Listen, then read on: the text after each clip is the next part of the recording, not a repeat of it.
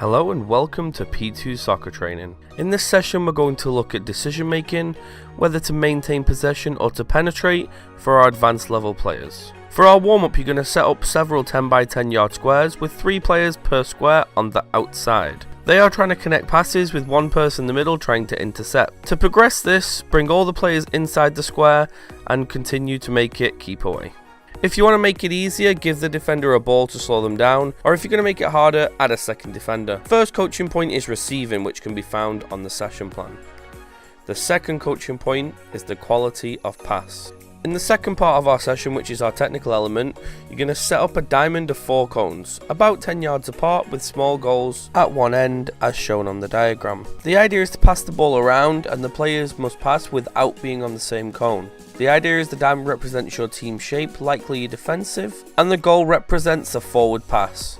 You can progress this by adding a defender which must stay in between the diamond, meaning players must seek to find angles to the goal. They will not likely be successful if they stand still, and therefore movement is imperative.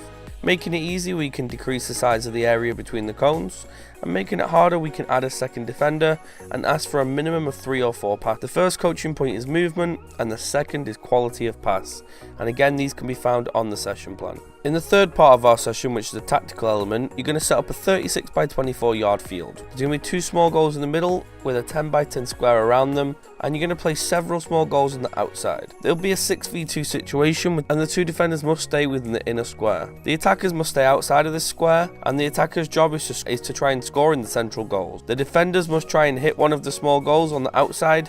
You can replace the small goals with target players if this is easier and you have the players available. You can also progress this by allowing one striker inside the inner square. To make it easy, you're going to take away a defender, make the area smaller, or add an attacker to the inner square. And to make it harder, add a defender, ask the players to score with their first touch. The coaching points for this are reading the cues and recognition. In the last part of our game, we're going to play a small-sided scrimmage, which we recommend should be 5v5.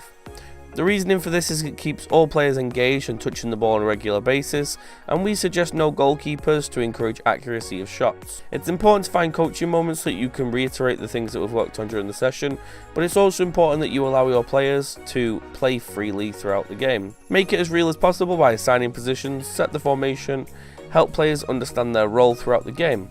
There's a coaching summary which we believe you should read, which is on the session plan, which outlines what we do during the game. Thank you very much for watching, and for more sessions like this and for the session plans to go along with this, visit p2.soccer.